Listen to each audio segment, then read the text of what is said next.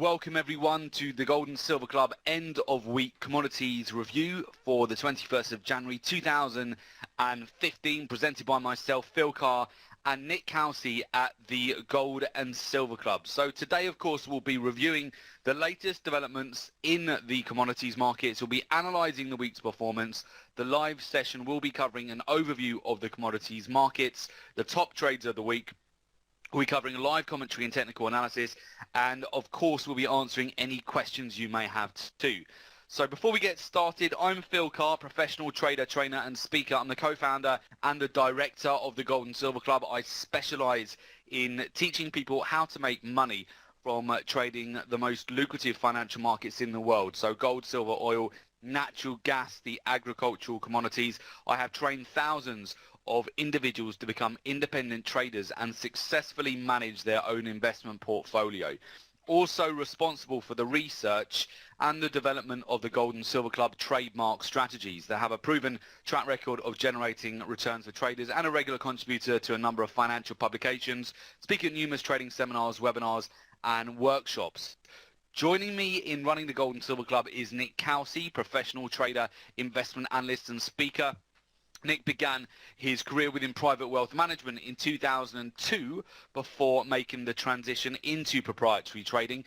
And prior to co-founding the Gold and Silver Club, spent several years coaching professional fund managers and traders internationally for some of the world's top-tier hedge funds and investment banks. And through his first-hand relationship with some of the world's most successful traders, discovered the formula, mindset and tools that can give any individual the definitive edge to trade in any economy.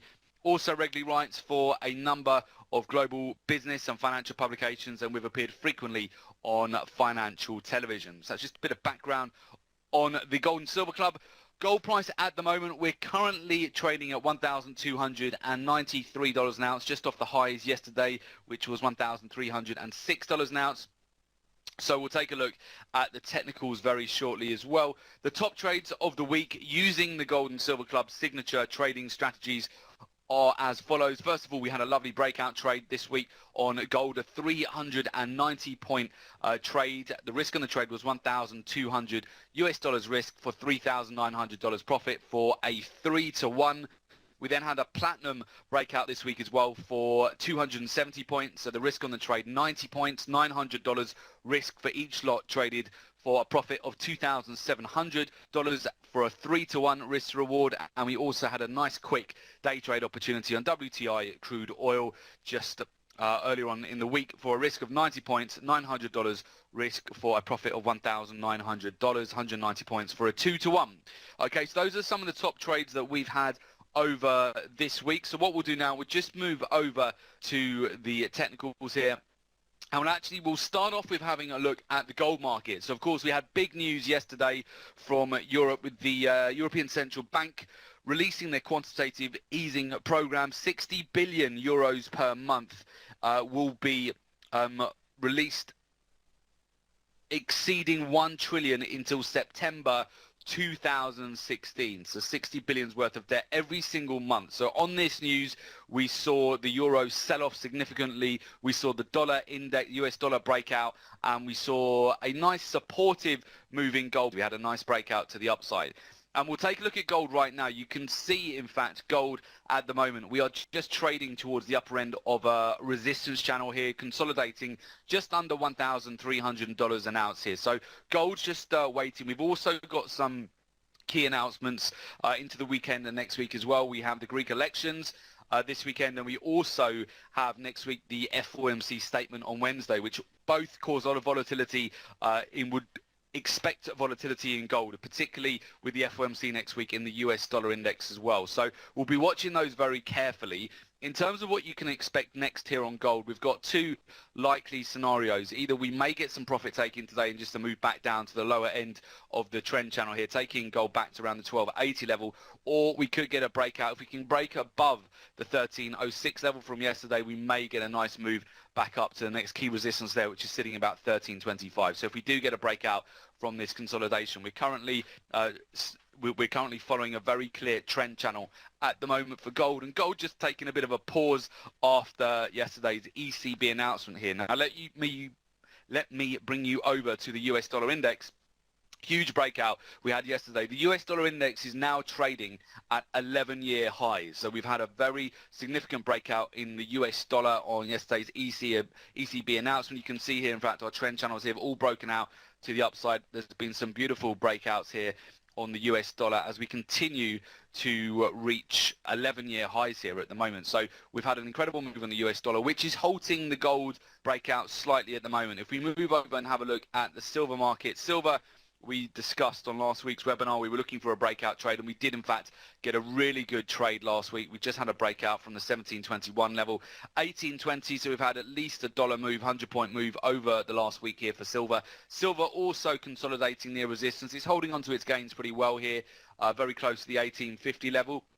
So again, silver will be very interesting and probably likely to consolidate today. But if we get a break above the weekly highs here, if we can just get a pop above the 1850 level, we're likely just to shoot up here to the 1875 to $19 an ounce level. So I would keep an eye on silver as well. Silver's looking very interesting. Palladium, another market to keep an eye on. Palladium, we did get quite a significant sell-off last week. We found support at the lower end of the trend channel here. You can see we're just consolidating around this trend line, and we're looking potentially for a pop to the upside here. Got a nice little V-shaped reversal pattern which is developing here on Palladium as well. So we're keeping an eye on this for a potential breakout move to the upside. So that's one to watch definitely with Palladium.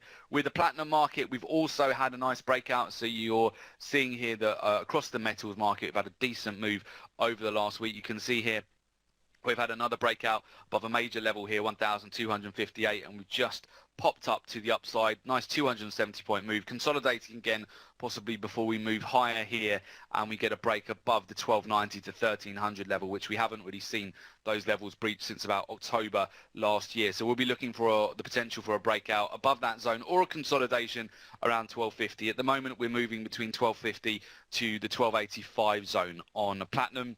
If we move across and just have a look at the energies, we'll have a look at light sweet crude oil. So again here, light sweet crude oil still consolidating. We've had a few days of consolidation. Overall, you can see the overall trend remains bearish at the moment for light sweet crude oil and Brent crude oil as well. You can see this very clearly in terms of the technicals here. We did have some breaking news today, of course, that Saudi King Abdullah's death today. So that has seen, we saw during the Asian Pacific session a pop up to the upside actually with oil overnight, but we've since come back down again, mainly due to the news which has alluded to the fact that Saudi Arabia's new king is expected to continue a policy of keeping oil output steady to drive out rival producers. So we may see just a continuation to the downside at the moment. We did see a temporary blip this morning, but we may have continued downside here for oil. We can see certainly technically we remain in a downward trend and there's no reason to be buying oil at this stage, okay? If we move over to, so we still continue to sell oil. We'll just move over to the grains. We've had some lovely moves in the grains over the last week. We continue to be in a downward trend on corn, wheat and soybeans, and there are opportunities to get into this overall sell.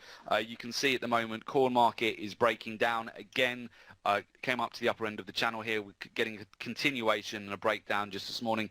If we can just get a breakdown of the weekly lows here, we're likely to get more downside here as well. So keep an eye on sell short opportunities in the grain market. We've also had a nice breakdown this week on wheat. Wheat just continues to be in a downward trend and consolidating slowly but surely, moving lower here. And also the soybean market, we broke down again this week and we're looking for further downside here. Across all the agricultural markets, well, mainly the grains at the moment, soybeans has neared 3-month lows. Corn set for a second weekly drop here. Soybeans ticked down on Friday to near their lowest since late October, and we're on track for a second week of decline under pressure from forecasts of record output from Brazil.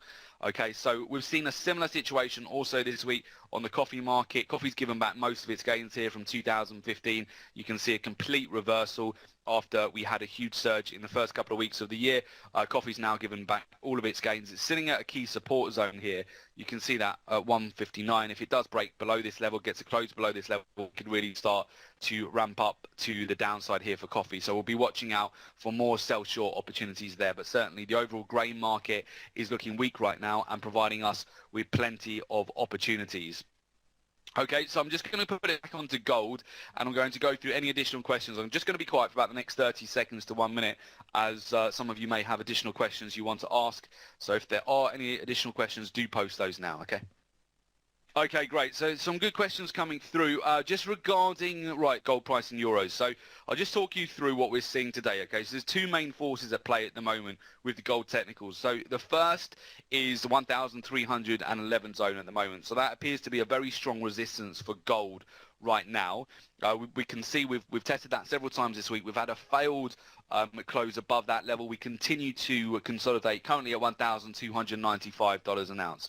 Okay, so the second fact is that the dollar has broken out to 11-year highs here. So you can see gold price in dollars is currently struggling to get much higher here. However, gold price in euros has had a huge breakout over the last few days. Okay, so the dollar rose 0.3% against the basket of currencies, making the dollar gold more expensive for holders of other currencies. Euro price gold was trading at 1,142 euros an ounce, and it actually hit 1,150 euros an ounce overnight, its highest since April 2013. So the ECB stimulus plan, along with expectations of high US interest rates, would translate to a firmer dollar this year. Okay, so it's likely to weigh on the gold market later in the year. Remember, the QE program will be in force from March onwards. Investors will be eyeing next week's US Federal Reserve policy meeting. Of course, that will be on Wednesday, with clues on the timing of the rate hike this year. The Fed is expected to repeat the global risks that have thrown the US recovery. They look to throw the US recovery, and looking at a potential for a rate hike, whether that will still remain on track despite central banks cutting rates and ramping up stimulus. So we'll definitely, that is one for your diary next week. Wednesday's FOMC announcement will be very important for the next move for gold, the US dollar. In fact, I'll talk about that very shortly, because we'll be trading that live with all of our traders at the Gold and Silver Club. The global uncertainty at the moment, so we've got the Greek elections at the weekend, and of course we've got the FOMC next Wednesday.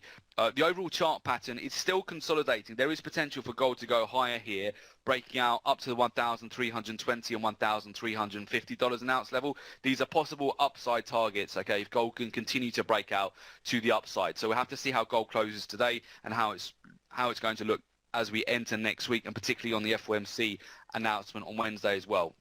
So what I'll do now, I'll just talk you guys through how you can actually find out more about next Wednesday's FOMC. Very simple enrollment, okay? So all you need to do to enroll is just go to www.jointhegoldandsilverclub.com, complete the enrollment form, and we'll get in touch with you ASAP, okay? So with that, we are anticipating another exciting week next week. This week has certainly been a lucrative trading week. So for those of you getting in touch, we look forward to hear from you. And I wish everybody a great weekend. Good trading, guys, and we'll definitely see you all on the next one. Okay, take care, guys. Have a great weekend.